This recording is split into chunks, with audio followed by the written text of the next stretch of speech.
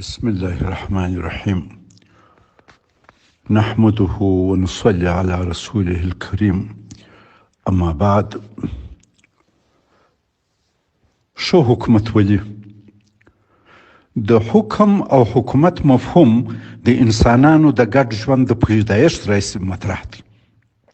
ښځه او نر د معینو اصولو په ایجاب او قبول سره د ګډ ژوند تړون کوي. په دوی کې یو مشر او بل کشر وي. الرجال قوامون على النساء. دلته نارینه د ځینو مکلفیتونو بما انفقوا د تحمل په شرط د کورنۍ مشر دی. په دفتر او اداره کې د یو شمیر مقرراتو له مخې یو کس امیر او نور مامورین وي. په ټولنه کې د یو مقاولې له مخې یو مشر او نور کشران وي. یو راع او نور رعیت وي. انسانان د خپل کور، کلی، دفتر، کارخانه او ټولنې نظم او حکومت ته ضرورت لري. فرضاً که ټولنه 100 یا 100 میلیونه نفوس ولري، دغه 100 یا 100 میلیون نفوس ټول پر ځانو حکومت نشي کولی.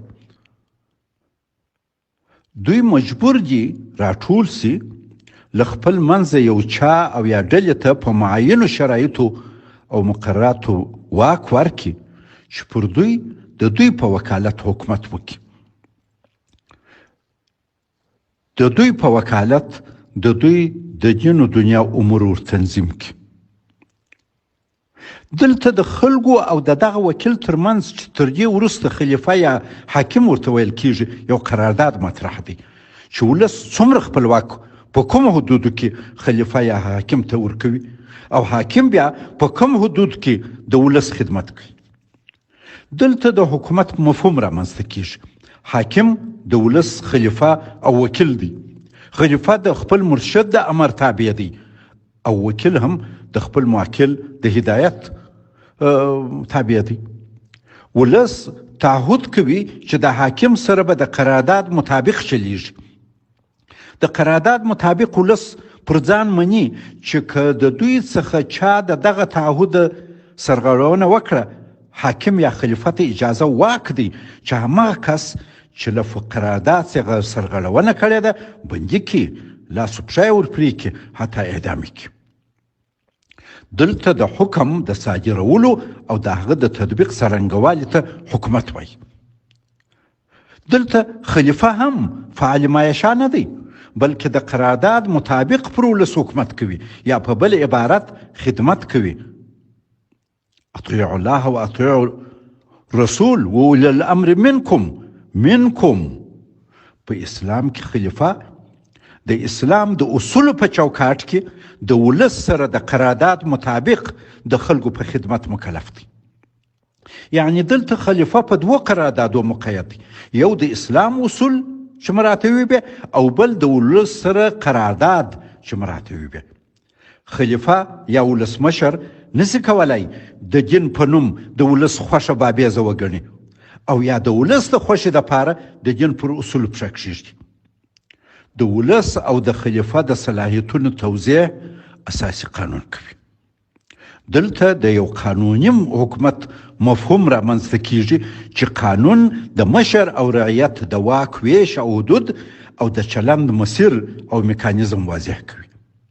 دوستانو، ځینې ټولنې قانونمند نه دي او قانونمندي یې خوښه هم نه ده، بلکې د ځنګله په قانون غواړي وچلیږي، چیرې چې د زورور برخه غټه ده. ځنګله کې حکم د زورور سره دی. مثلا په ځنګل کې زمری باچا دی، د ځکه قوي پنجې او لوی داړې لري چې نور حیوانان یې نه لري. څرنګه چې انسانان هم تر یو حده د حیواناتو سره ځینې خصوصیات مشابه لري، لکه خوراک، چښاک، شهوات، غضب او پر نورو د تسلط حب، نو د ټولنې زورور کسان کوښښ کوي چې ټولنه د ځنګل په قانون وچلیږي، چیرې چې د دوی برخه پکې غټه ده. همداراز دوی غواړي ټولنه ناپوهه او بې علمه وساتي. دا ځکه تاریکه کې خلک یو بل نه سره ویني او زورور د نورو برخې خوړلی سي. زورواکان او دړماران د علم چې رڼا ده دشمنان دي. په دغسې تاریک حالت او محیط کې پیغمبران او دعات را پیدا کیږي. او کوشش کوي چې انساني ټولنه د ځنګل د تعایش پر ځای د قانون مطابق چلولو ته وهڅوي. ښه او قانونمند حکومت هغه دی دوستانو چې اول د ولس ملاتړ ولري. دلته د خلکو ملاتړ یا مستقیم یا بالوکالت. ځینو ځایو کې مشر د خلکو لخوا مستقیم انتخابیږي، لکه امریکا کې جمهور رئیس د خلکو لخوا مستقیما ټاکل کیږي. خو ځینو ځایو کې اول خلک خپل وکیلان ټاکي او بیا دغه وکیلان له خپل منځه یو تن مشر کوي چې پارلماني حکومت ورته وایي، لکه په ایټالیا کې حکومت.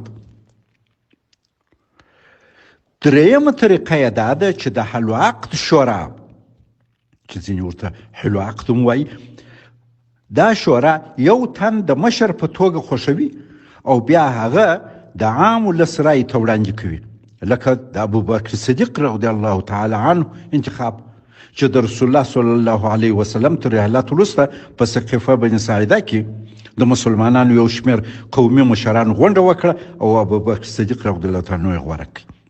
بیا یې دا مبارک په مسجد نبوي کې عام مسلمانانو ته د تایید لپاره وړاندې کړي. یعنی دوی دغه سقیفه کې حضرت صدیق صاحب کاندید یې کوي او دغه کاندید یې بیا په مسجد نبوي کې عام مسلمانانو ته وړاندې د تایید لپاره وړاندې کړي. تر عام تایید وروسته حضرت صدیق رضی الله تعالی عنه خلیفة الرسول والمسلمین سو.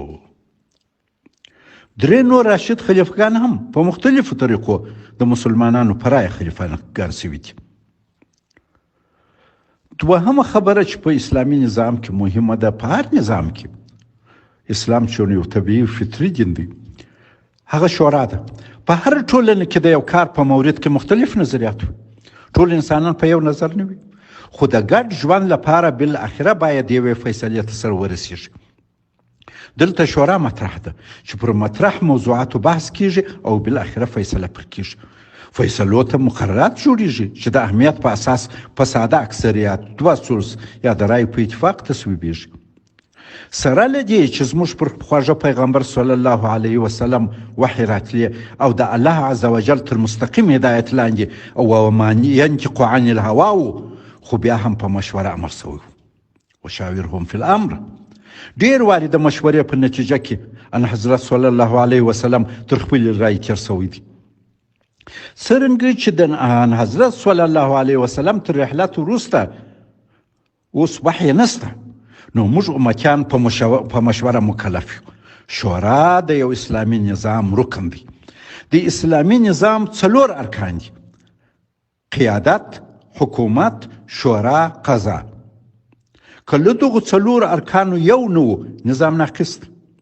خلیفه یا مشر د ټول نظام حکومت، شورا او قضا سرپرستی کوي او نور ارګانونه چې حکومت، شورا او قضا ده د مشر تر هدایت لاندې د قانون مطابق خپل دندې ترسره کوي. د دغه 4 ارکانو ترمنځ رابطه او انډول اساسي قانون تنظیموي. نو ځکه په یو اسلامي نظام کې اساسي قانون اهم او ضروري دی. قانون دوستانو په ټولنه کې د رای د استبداد مخ نیسي. دا قانون دی چې مشهور کس شرطه د واک حدود او د استعمال طرز و طریقه وښيي. که قانون نه وي او د وطن خلک د مشر اعمال د قرارداد پر بنیاد ونه څاري، د رای استبداد رامنځته کیږي. په دغه صورت کې د مشر پر شاوخوا غوړمالانو چاپلوسان راټولیږي. د مشر رابطه د ولس سره قطع کوي. قرار دغه چاپلوسان د مشر سترګې سي او غوږونه کیږي. بیا مشر د دوی په سترګو قوم ویني، د دوی په غوږو شی اوري. دغه حالت استعباد زیږوي او استعباد هلاکت ته لار هواروي. په دغسې یو مختنقه فضا کې نظام له دننه شوریږي او بیا له خارجه په یوه ضربه له منځه ځي. د عباسیانو په وخت کې چې د مشرانو استبدادي رای نظام له دننه شورولی و، د چنګیز په یوه ضربه داسې دړې وړې سو چې تر نن پورې بیا مسلمانانو ونه کړی سوی چې سر راټول سي. په داسې حال کې چې په هغه وخت کې اسلامي نظام مسلمانان د ټولې دنیا قوي ترین قوم و. فارس، مسلمانانو فارس امپراتوري تر ګونډو لاندې کړې وه، د روم امپراتوري مسلمانانو تر ګونډو لاندې کړې وه. مسلمانانو هیڅ یو لوی رقیب نه درلودی، خو دننه وشړېدی. او څه شي وشوړاوه؟ استبداد راغی، د خلافت تر نامه لاندې ملوکیت چلېدی. دوستانو، د قانون په چوکاټ کې فعالیت د ښه حکومتولۍ یو اصل دی. حکومت باید د خپلو اجراعاتو لپاره جامع او واضح قانون او متعلقه لوایح او مقررات ولري، کنه خلک او مامورین به په قانوني خلا کې سردرګمه وي او سوء استفاده ګرانو ته به د سوء استفادې لار هواروي. قانون پر ټولو خلکو باید یو شان تطبیق سي. حکومت د انډیوالۍ، قومي او سمت پرستۍ پر بنیاد تر ډېر نشي چلېدلی. اوس چې یو طلایي فرصت میسر دی، امارت ته پکار ده چې د افغاني ټولنې د قانونمندۍ او د اسلامي نظام د دوام او ازدهار په منظور داسې خصوصي قانون د تصویب لپاره یو کمیسیون وګماري. زه په دې لار کې مرسته ورسره کولی شم. دریم، شفافیت. په مسایلو کې فیصلې باید د قانون مطابق وي او پوره باید تطبیق شي. شفافیت دا معنی چې فیصلې د قانون او مقرراتو مطابق وشي او د قانون او مقرراتو مطابق عملي شي. هغه کسان چې فیصله پر تطبیق کیږي باید د فیصلې په منطق او د هغه د تطبیق په دلیل پوه وي. عام خلک باید قوانینو او مقرراتو ته پوره دسترسی ولري او ابهام پکې پاتې نه وي. څلورم، عدالت. عدالت د یو نظام د بقا رمز دی. د قانون بیطرف تطبیق بیطرفه قضا غواړي. دوستانو، د قانون بیطرفه تطبیق بیطرفه قضا غواړي. ښه نظام هغه دی چې ټول خلک د قانون په وړاندې برابر وي. امیر المؤمنین علي کرم الله وجه د خپل خلافت په وخت کې د یهودي سره د قاضي په مخ کې پر برابر حقوقي حیثیت ولاړ و. دغه دی عدالت. زموږ تیر نظامونه اکثره بې عدالتوي خراب کړل. دا ځکه هر چا خپل خپلوان، دوستان، قومیان، حزبیان د حکومت په دوایرو کې په ښه معاش غیر حق مقرر کړي وه. نظام نه خو چلېدی.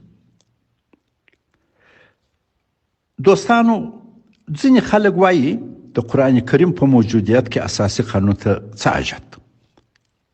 حاجت نشته. دا ډول خبرې سادهګان کوي او هغه کسان یې کوي چې په اسلامي نظام او علم الاجتماع کې مطالعه کمه ده او یا یې په بې قانونۍ کې ګټه ده. راسئ له دغه اوسني طلایي فرصت استفاده وکړو او خپل ژوند د اساسي قانون په درلودلو چې پر قیادت، شورا، حکومت او قضا مشتمل وي قانونمند کړو. اساسي قانون د افغان ولس او امارت ځای او حدود تعین او فعالیتونه تنظیموي او دنیا ته ښیي چې موږ څوک یو، څه غواړو او چیرې ځو. اساسي قانون او د هغه سم تطبیق د نظام دوام او بقا تضمینوي، کومه چې زموږ ارزو ده. والسلام علیکم ورحمة الله وبرکاته. فاروق اعظم د روژې مبارک 25 1440 هجري قمري.